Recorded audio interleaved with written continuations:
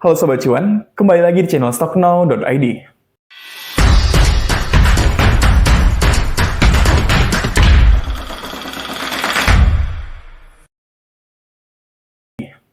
Pada video kali ini, kita akan membahas beberapa hal terkait dengan emiten-emiten perbankan, terkhususnya perbankan big banks yang kalian tahu pastinya seperti BBCA, BBRI, BMRI, ataupun Bank BNI ya teman-teman. Nah, di sini kita ingin membahas bagaimana potensi dari dividend yield ataupun memang dividend payout ratio atau DPR dari keempat bank ini, dan tentunya di sini kita akan bahas potensi kenaikan dari keempat bank ini menjelang memang ex-date dari dividen di bulan Maret 2025. Dan disclaimer juga, sebenarnya di sini saya menjelaskannya berdasarkan analisa saya, sehingga memang untuk teman-teman boleh analisis lebih lanjut lagi jika ingin masuk ke dalam perbankan yang saya bahas pada video kali ini. Oke, langsung saja kita masuk ke videonya. Nah, di sini kita akan membahas terkait dengan jadwal RUPS Big Banks ya, teman-teman. Nah, untuk yang pertama di sini ada Bank BCA sendiri, yang mana direncanakan akan mengadakan RUPS itu di tanggal 12 Maret 2025 di Menara BCA. Nah, perlu diingat juga bahwasannya sebelum perbankan atau sebelum emiten membagikan dividen, tentunya akan diadakan RUPS terlebih dahulu atau Rapat Umum Pemegang Saham. Nah, dari RUPS ini akan ditentukan atau akan kita lihat nih, berapa banyak dividen yang akan ditebar oleh perusahaan. Nah, di sini perusahaan akan memberikan informasi seluas-luasnya kepada para investor di acara RUPS ini. Dan tentunya nanti kita akan bahas terkait dengan potensi-potensinya lebih lanjut ya. Oke, untuk Bank BCA sendiri itu di tanggal 12 Maret 2025.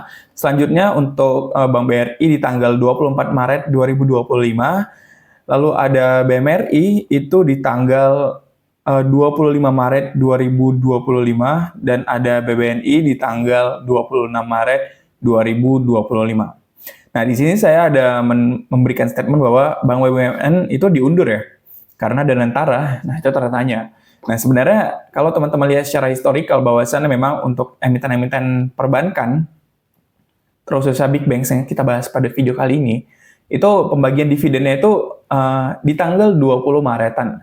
Sehingga memang untuk RUPS sendiri seharusnya itu dijadwalkan di awal bulan Maret ataupun mendekati seperti RUPS Bank BCA sendiri. Nah, tetapi kenapa diundur ke tanggal 20 Maretan? Nah, kemungkinan besar ini karena adanya Danantara dibentuk. Sehingga memang pembentukan Danantara ini sangat mepet dengan pembagian dividen dari perusahaan. Sehingga memang yang tadinya Danantara mendapatkan dana kelolaannya itu dari dividen Bank BUMN. Nah, disinilah nanti akan dibahas ketika RUPS. Nantinya untuk bank-bank BUMN seperti BRI, Mandiri, dan BNI. Oke, baik. Selanjutnya kita di sini akan membahas terkait dengan kinerja dari Big Banks 2024. Di sini saya telah membuat beberapa poin penting yang akan kita bahas ya. Di sini untuk Bank BCA sendiri kita akan bahas terkait dengan kinerja keuangannya, di mana untuk revenue dari Bank BCA di tahun 2024 itu di angka 112,7 triliun rupiah atau meningkat 8,4%. Dan untuk net profitnya atau laba bersihnya itu di angka 54,4 miliar, itu 54,4 triliun atau naik sekitar 14,6% secara year on year. Nah, kalau dilihat dari Q on Q-nya itu di kuartal 4 2024 itu sebenarnya memang mengalami penurunan ya teman-teman. Di sini teman-teman bisa lihat bahwasannya memang di bulan di kuartal 4 khususnya di bulan-bulan akhir 2024 ini memang perbankan itu mengalami kontraksi dari segi kinerja laporan keuangannya. Sehingga memang nanti teman-teman jangan heran ketika memang untuk kuartal 4 itu perbankan-perbankan itu mengalami penurunan. Hal ini juga disebabkan salah satu faktornya karena daya beli masyarakat yang menurun serta memang kekhawatiran atau kehati-hatian perusahaan dalam melakukan ekspansi ataupun peminjaman kepada perbankan. Itu yang menyebabkan memang laba bersih dari emiten di kuartal 4 2024 itu mengalami penurunan. Oke, selanjutnya untuk Bank BRI sendiri untuk pendapatannya itu di 208 triliun rupiah atau tertinggi di antara 4 bank lainnya, serta untuk net profitnya juga tertinggi di antara 4 bank lainnya itu di angka 61,7 triliun rupiah atau naiknya hanya single digit di angka 1,8%. Nah, ini ada poin-poin yang perlu teman-teman highlight, seperti perbankan BUMN masih memiliki persaingan ketat dari segi NIM atau Net Interest Margin-nya, atau pendapatan bunga bersihnya. Lalu untuk kinerja BUMN Banks itu sebenarnya masih cukup solid ya teman-teman, tetapi untuk pertumbuhannya masih terbatas seperti Bank BRI dan Bank Mandiri yang hanya tumbuh single digit saja. Serta untuk Bank BRI sendiri itu di sektor UMKM masih menjadi pekerjaan rumah nih. Karena memang dari sektor UMKM itu sektor adalah penyumbang terbesar dari NPL Bank BRI. Nah, teman-teman bisa lihat bahwasannya NPL dari Bank BRI itu sangat tinggi di angka 2,9% di tahun 2024, dan itu sebenarnya masih cukup baik dibandingkan dengan tahun 2023 di angka 3,1%. Nah, selanjutnya di sini kita akan bahas terkait dengan Bank Mandiri dan Bank BNI ya.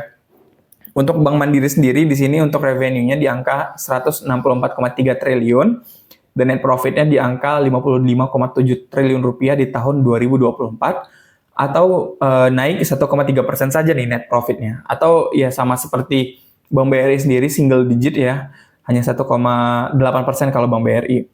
Nah, untuk untuk Q on Q-nya itu masih negatif ya, seperti yang saya highlight di awal tadi, bahwasannya memang di kuartal 4 perbankan mengalami kontraksi dari segi kinerja laporan keuangannya, terkhususnya di laba bersihnya. Sehingga memang ini cukup wajar karena memang daya beli masyarakat yang melemah.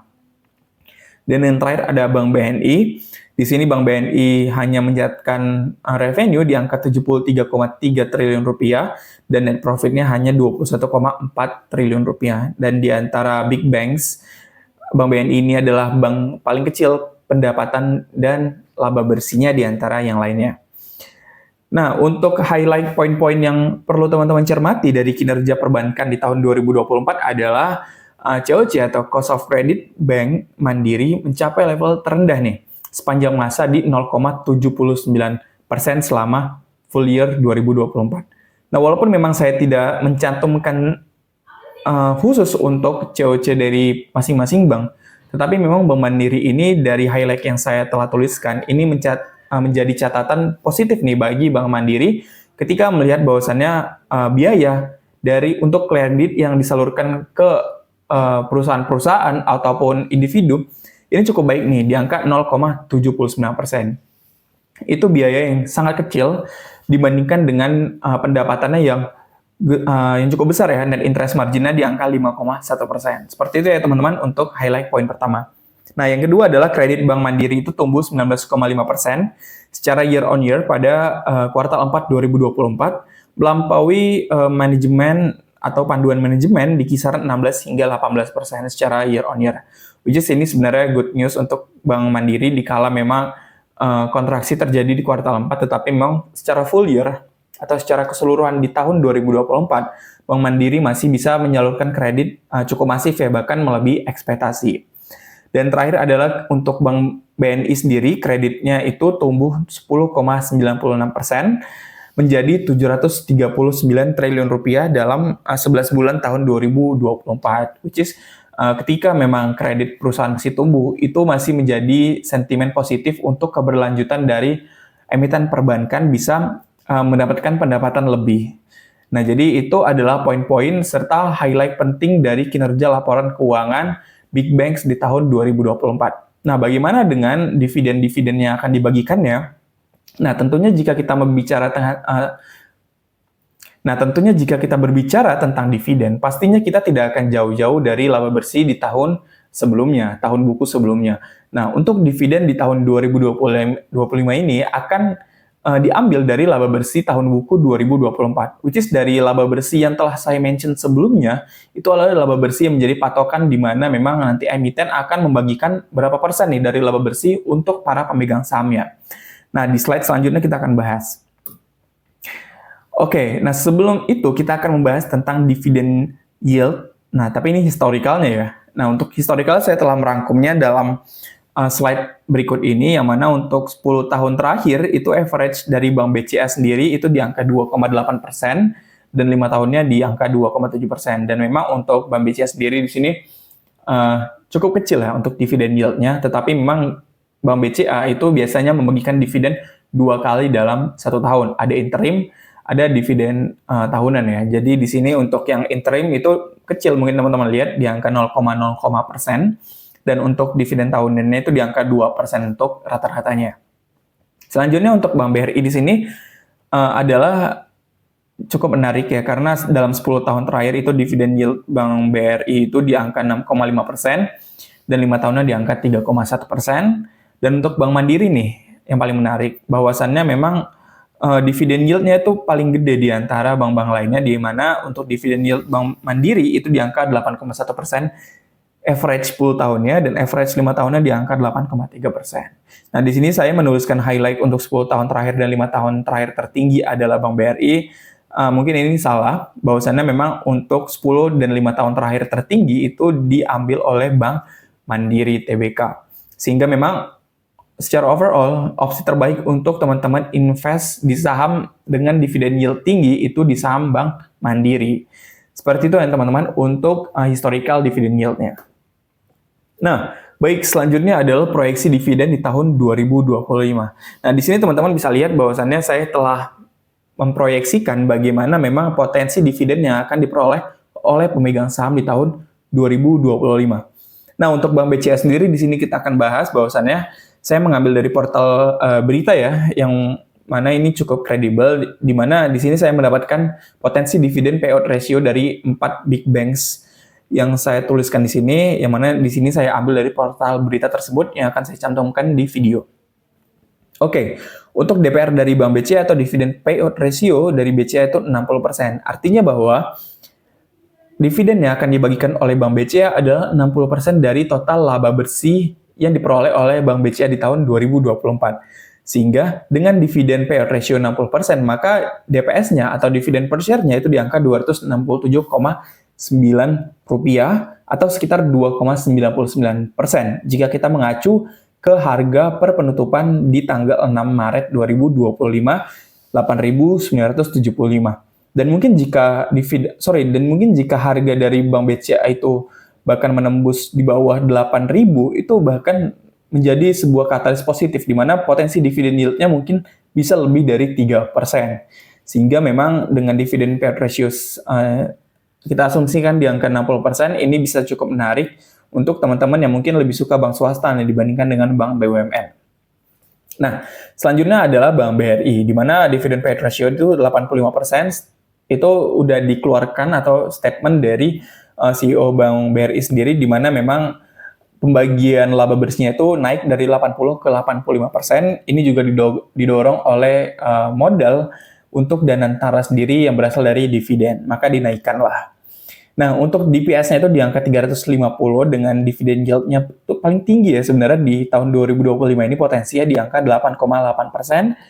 Jika kita mengacu ke harga current price-nya itu 3.950. Nah, mungkin teman-teman yang mungkin udah dapat di harga 3.300 gitu kan, nah ini dividen yield-nya gede banget dan potensi capital gain-nya apalagi gitu kan jika kembali ke level di atas 4.000 gitu. Nah, selanjutnya ada Bank Mandiri dengan dividen per share-nya itu 362 atau setara dengan 60% dari laba bersihnya dengan dividen yield 7,4%. Lalu juga Bank BNI itu DPR-nya 57% dengan dividen yield-nya 7,2%. So, kalau berdasarkan historical, itu overall terbaik adalah Bank Mandiri dividen yield-nya. Tetapi untuk tahun 2025 ini, potensi dividen yield tertinggi dipegang oleh Bank BRI. Nah, jadi memang saat ini, sebenarnya 3 opsi dari big banks itu yang terbaik adalah bank BUMN. Kenapa? Karena dividen yield-nya tertinggi. Tetapi teman-teman kalau misalnya ingin lebih konservatif gitu kan pergerakan harga sahamnya, itu teman-teman bisa koleksi Bank BCA karena pergerakannya itu tidak sefluktuatif dari 3 bank BUMN big banks lainnya.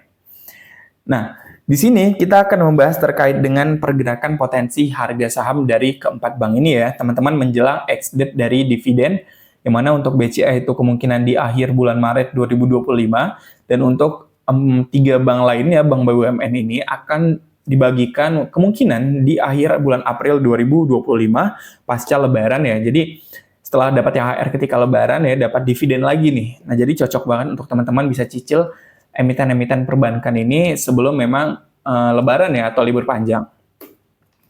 Oke, di sini untuk proyeksi harga hingga kuartal 2 ya. Di sini saya hingga kuartal 2. Nah, di sini saya perhitungan hingga bulan Maret ya. Nah, untuk BCA sendiri sebenarnya masih ada ruang untuk BCA mengalami kenaikannya hingga ke level 9.200 resisten pertamanya dan resisten keduanya itu di 9.350. Tapi perlu diingat juga dalam jangka pendek ini mungkin 1 atau 2 hari ke depan itu terhitung dari tanggal 10 Maret 2025 ini sebenarnya BCA masih ada koreksi terlebih dahulu. Oke, nah untuk BCA sendiri begini ya target harganya, dan untuk sebenarnya sentimennya saya lihat dari inflow saja karena tidak ada sentimen lainnya yang bisa menggerakkan perbankan selain inflow. Nah, inflow ini didapat dari mana ya? Didapat dari keadaan makroekonomi global gitu kan. Dari memang rating-rating aset manajemen global seperti JP Morgan, Goldman Sachs ataupun yang lainnya. Itu bisa menjadi acuan. Nah, sebenarnya untuk BCA sendiri cukup banyak kayak inflow-nya, walaupun memang di sini saya mencantumkan gross inflow sebesar 1,5 triliun rupiah dari periode 3 Maret hingga ke 6 Maret 2025. Nah, ini bisa menjadi catatan buat teman-teman bahwasannya memang inflow yang cukup masif ini menandakan bahwasannya Bank BCA ini mulai dikoleksi oleh para pelaku pasar, terkhususnya memang investor-investor gede ya, gitu, atau big money. Oke, selanjutnya adalah untuk Bank BRI sendiri. Di sini yang paling cakep ya data inflow asingnya, di mana untuk asingnya sendiri di sini seperti BK itu sudah koleksi Bank BRI ya hingga 1,3 triliun rupiah. Itu dari periode 3 hingga 6 Maret 2025. Dan untuk potensinya sebenarnya masih bisa balik ke angka 4.000, itu resisten kuatnya di 4.180. Dan kita harapkan tidak adanya sentimen negatif menjelang memang pembagian dividen ya, agar memang kenaikan dari emiten-emiten perbankan ini bisa maksimal dan juga didukung oleh teman-teman yang mungkin ingin mendapatkan dividen dari emiten perbankan, gitu ya. Nah, untuk resisten pertamanya di 4.180 dan resisten keduanya di 4.350. Oke, selanjutnya di sini kita punya apa? Oke, di sini kita punya Bank Mandiri ya, teman-teman. Nah, untuk Bank Mandiri sendiri di sini sebenarnya masih belum menjadi pilihan utama ya untuk teman-teman yang ingin mencari capital gain karena masih ada ruang untuk Bank Mandiri ke angka 4.500. Itu bisa menjadi area entry buy untuk teman-teman, best price gitu kan untuk menjelang penutupan kuartal 1 2025 ini. Dengan resistennya itu di angka 5.075 dan resisten selanjutnya di angka 5.275. Kenapa saya bilang tidak menjadi pilihan utama? Karena memang dari segi foreign flow itu masih belum ada flow dari foreign yang cukup masif.